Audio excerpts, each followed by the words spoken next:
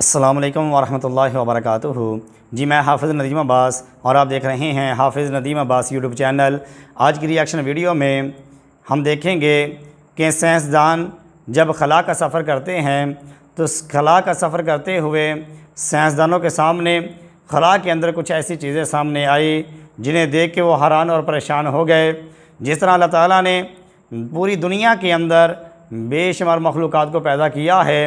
اس طرح اللہ تعالیٰ نے خلا کا نظام بھی بنایا ہے۔ تو آئیے دیکھتے ہیں آج کی ریاکشن ویڈیو میں کہ سائنسدانوں نے جب خلا کا سفر کیا تو وہاں پہ کون سی ایسی چیزیں ملی، کون سی ایسی چیزیں سنی، کون سی ایسی چیزیں دیکھی جنہیں دیکھ کے وہ حیران پریشان ہو گئے۔ تو آئیں دیکھتے ہیں آج کی ہماری اس ریاکشن ویڈیو کو۔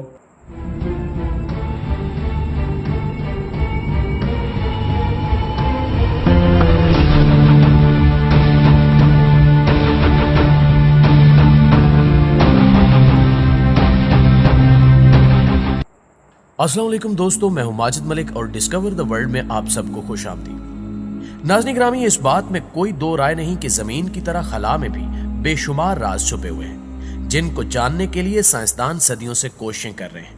لیکن کبھی کبھی ان کو اپنے تجربوں کے دوران خلا میں کچھ ایسی چیزیں دیکھنے کو مل جاتی ہیں جن کو دیکھ کر وہ ڈرنے کے ساتھ ساتھ حیران اور پریشان بھی ہو جاتے ہیں۔ آج کی زیر نظر ویڈیو میں ہم ایسی ہی چند خوفناک چیزوں کا ذکر کریں گے جو یقیناً آپ کے لیے حیران کن ثابت ہوں گی۔ پیارے دوستو، ذرا سوچئے کہ آپ ایک چھوٹے سے خلائی جہاز میں تنہا خلا کی جانب روانہ ہیں اور یہ پہلی بار ہے جب آپ خلائی سفر کر رہے ہیں اور ایک دم آپ کو کہیں سے کچھ کھٹکنے کی آواز آئے تو آپ کیا کریں گے؟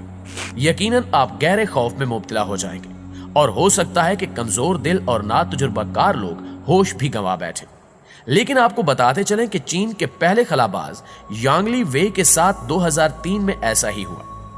ایک حالیہ انٹرویو میں انہوں نے بتایا کہ ان کے پہلے خلائی سفر میں انہیں خلائی جہاز میں کھٹکھٹانے کی ایک ایسی آواز آ رہی تھی جیسے کوئی لوہے کی بالٹی پر لکڑی کی ہتھوڑی سے کھٹکھٹا رہا ہو۔ لیکن اس سے بھی حیرت انگیز بات یہ ہے کہ یہ آواز نہ خلائی جہاز کے اندر سے آ رہی تھی اور نہ ہی باہر سے، یہاں تک کہ باہر جھانکنے سے بھی یانگ لی وے کو کچھ نظر نہ آیا۔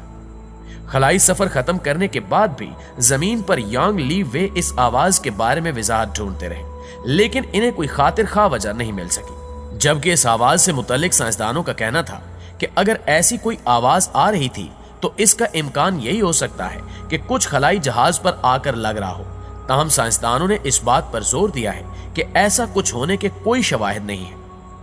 یانگ لی وے چین کے پہلے خلا باز ہیں اور انہیں ملک میں ایک ہیرو سمجھا جاتا ہے، اور ان کے ساتھ کام کرنے والے وی سنگ سو نے اس آواز کی ایک دوسری توجہ دی ہے، جن کے خیال میں خلائی جہاز کے درجہ حرارت میں تیزی سے تبدیلی کے باعث اس کے پھیلنے یا سکڑنے کی وجہ سے یہ آواز پیدا ہو سکتی ہے، لیکن یہ صرف خیال اور تکے ہی ہیں جن کو ہم حقیقت نہیں مان سکتے۔ ناظرین گرامی، اب آپ کو خلا میں نظر آنے والے ایک عجیب و غریب سانپ کے بارے میں بتاتے ہیں جو کہ باقاعدہ کسی پرندے کی طرح خلا میں پرواز کر رہا تھا۔ اس خوفناک سانپ کو ڈاکٹر سٹوری نامی ایک سائنسدان نے دیکھا جو اس وقت اپنے ایک مشن کی خاطر خلا میں سفر کر رہے تھے۔ ان کے مطابق وہ اپنے اسپیس اسٹیشن میں کام کر رہے تھے کہ اچانک انہیں باہر ایک سانپ نظر آیا جس کا قد 2 میٹر سے بھی زیادہ تھا، اور ان کے مطابق حیرانگی کی بات یہ تھی کہ وہ سانپ خلا میں ایسے تیر رہا تھا جیسے وہ زندہ ہے۔ لیکن جب تحقیقات کی گئی تو پتہ چلا کہ یہ کوئی سانپ نہیں تھا بلکہ یہ کسی پائپ یا تار کا ٹکڑا ہو سکتا ہے۔ دوستو، اب ایک ایسے بندر کا ذکر کرتے ہیں جسے ایک مشن کے تحت خلا میں بھیجا گیا تھا، لیکن واپسی پر اس کی موت ہو گئی اور وہ خلا میں جھولتا ہوا زمین پر آ گرا۔ 14 جون 1949 کو خلائی مشن البرٹ کے تحت ریسیس نسل کا بندر البرٹ دوئم کامیابی سے خلا میں داخل ہوا۔ اگرچہ اس تجربے سے 1 سال قبل البرٹ اول نامی بندر کو خلا کی جانب وی دوئم راکٹ کی مدد سے روانہ کیا گیا تھا، تاہم وہ 63 کلومیٹر کی بلندی پر دم گھٹنے کے باعث جاں بحق ہو گیا۔ البتہ البرٹ دوئم 134 کلومیٹر کی بلندی تک جانے والا پہلا جاندار تھا، تاہم بدقسمتی سے اپنے سفر کی واپسی کے دوران کیپسول کا پیراشوٹ درست طریقے سے نہ کھلنے کے باعث البرٹ دوئم بھی جاں بحق ہو گیا تھا۔ واضح ہے کہ یہ مشن خلا کی جانب سفر کے دوران تابکاری کے اثرات جاننے کے لیے تشکیل دیا گیا تھا۔ اس مشن کے دوران البرٹ دوئم کے جسم میں لگائے گئے سینسرز اور دیگر آلات نے انتہائی اہم اور مفید معلومات فراہم کی تھی۔ इस तजुर्बे के बाद 1940 से 1950 के अशरे के दौरान मुतद्दिद बंदर खलाई परवाजों के जरिए खला में रवाना किए गए। 2/3 बंदर खलाई तहकीक की पुरखतर वादी में मौत की नींद सो गए। नाज़रीन ग्रामी, अब हम विलादियो कुमारो नामी खलाबाज का जिक्र करते हैं, जिसे खला में तो भेज दिया गया लेकिन वापसी पर पैराशूट न खुलने की वजह से वो जमीन पर आ गिरा। दोस्तों, जिस स्पेस क्राफ्ट में विलादियो सवार थे उसमें 2 सोलर पैनल नस्ब किए गए थे जिनको स्पेस में जाकर खोलना था, लेकिन फनी खराबी की वजह से ये सोलर सही तरह से नहीं खुल पा रहे थे और इनके ना खुलने की वजह से स्पेस क्राफ्ट को इतनी रोशनी नहीं मिल पा रही थी जितनी कि उसको जरूरत थी। इस वजह से काफी गड़बड़ हो रही थी, यहां तक कि उस स्पेस क्राफ्ट में लगे बटन भी धोखा देने लगे थे, जबकि रोशनी ना होने की वजह से विलादियों को आगे देखने में काफी मुश्किल हो रही थी। लिहाजा नीचे मौजूद लोगों को अंदाजा हो रहा था कि स्पेस क्राफ्ट में जरूर कुछ खराबी है। ऐसा लग रहा था कि मिशन अब बिल्कुल फेल होने के करीब है और किसी भी वक्त कोई बड़ा हादसा हो सकता है। लिहाजा विलादियो अब पैराशूट के बगैर जमीन पर हजारों किलोमीटर फी सेकंड की रफ्तार से लौट रहे थे और विलादियो इसी स्पीड के साथ जमीन पर आ गिरे और इनका कैप्सूल फिजा में शोलों की सूरत में बदल गया। जब विलादियो को उस कैप्सूल से निकाला गया तो वो बिल्कुल एक बड़े कोयले की शक्ल इख्तियार कर चुके थे। दोस्तों, इसके अलावा आपको बताते चलें कि साइंसदानों ने खला में एक ऐसी अजनबी चीज की तलाश की है जो 57,000 मील फी घंटे की रफ्तार से सफर करते हुए वेगा की सिमत से आई थी। वेगा एक अजनबी सितारा है जो हमारी जमीन से 237 खरब किलोमीटर दूर है।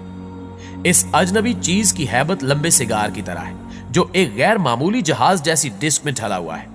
और जब तक ये अजनबी चीज माहिरीन के मुशाहिदे में आई उस वक्त तक ये हमारे निजाम शमसी में मौजूद सूरज के सामने से गुजर चुकी थी और इसने यू टर्न लेकर एक मुख्तलिफ सिमत में सफर शुरू कर दिया था। इस अजनबी शय का नाम ओमुमुआ रखा गया है और सबसे पहले माहिर फल्कियात रॉबर्ट वेरक ने इसका पता लगाया था और इसकी रफ्तार जानने के बाद उनका कहना था कि यह शय इल्म तबियात के लिए एक नई शय है। यह कोई आम दुमदार सितारा या स्यारचंद नहीं था, बल्कि यह दूर दराज किसी नामालूम शमसी निजाम से आने वाली कोई चीज थी। साइंसदानों को इससे जुड़े 2 हकायक में सबसे ज्यादा दिलचस्पी है, जिनमें से सबसे पहले इसकी वो पुरस्रार रफ्तार थी जो सूरज से दूर जाते हुए मुशाहिदे में आई और इस रफ्तार की वजह से इसके बारे में नजरिया कायम करना मुश्किल था कि यह शय किस मादे की बनी हुई है। दूसरी बात इसकी अजीबोगरीब शक्ल है, जबकि एक अंदाजे के मुताबिक ये शय जितनी चौड़ी है उससे 10 गुना लंबी है। नाज़रीन ग्रामी, अब आपको बताते चलें कि खला में एक पुरस्रार एक्सरे हाथ भी देखा जा चुका है जो खला के तारीख पस मंजर में किसी साइंस फिक्शन फिल्म का मंजर नहीं और ना ही फोटोशॉप की गई कोई तस्वीर है, बल्कि ये सितारों का अक्स है जो नासा की चंद्रा एक्सरे खलाई दूरबीन से हासिल किया गया है। वाज़ेह है कि इंसानी आंख एक्स रेज को नहीं देख सकती, इसलिए खला से आने वाली एक्स रेज की मदद से हासिल होने वाली तस्वीरों को कुछ खास मराहिल से गुजारने के बाद ऐसे रंगों में तब्दील किया जाता है जो कि इंसानी आंख के लिए काबिल मुशाहिदा होते हैं और ये तस्वीर भी इसी किस्म की है। ये तस्वीर पहली बार नासा ने 2009 में अपनी मुनफरिद खलाई तस्वीरों की एक ऑनलाइन नुमाइश में पेश की थी, जिसका मरकजी हिस्सा MSH 1552 कहलाने वाले एक सुपरनोवा की बाक़ियात पर मुश्तमिल है। चंद्रा एक्सरे दूरबीन ने इसकी पहली तस्वीर 2004 में, दूसरी 2008 में, तीसरी 2017 में और चौथी तस्वीर 2018 में खींची थी।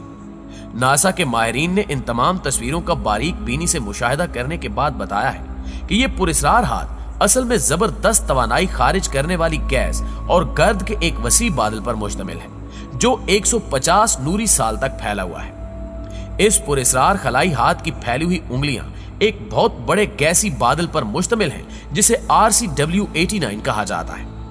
जबकि गुज़श्ता बरस शाया होने वाली तहकीक से मालूम हुआ है कि सुपरनोवा धमाके से उठने वाली लहरों के असरात आज भी जारी हैं, जिनकी वजह से हाथ में उंगलियों के सरों पर मौजूद गैस 1,45,00,000 किलोमीटर फी घंटा की रफ्तार से हरकत कर रही है, जबकि हथेली के करीब वाले हिस्से में गैस की हरकत 1,77,00,000 किलोमीटर फी घंटा है। जी तो प्यारे दोस्तों, ये थी हमारी आज की वीडियो कैसी लगी कमेंट करके हमें जरूर बताइएगा और अगर वीडियो अच्छी लगे तो लाइक करते हुए हमारी हौसला अफजाई जरूर कर दीजिएगा। इंशाल्लाह आपसे मुलाकात होती है अगली इंटरेस्टिंग वीडियो में, तब तक अपना ख्याल रखिए। अल्लाह निगहबान।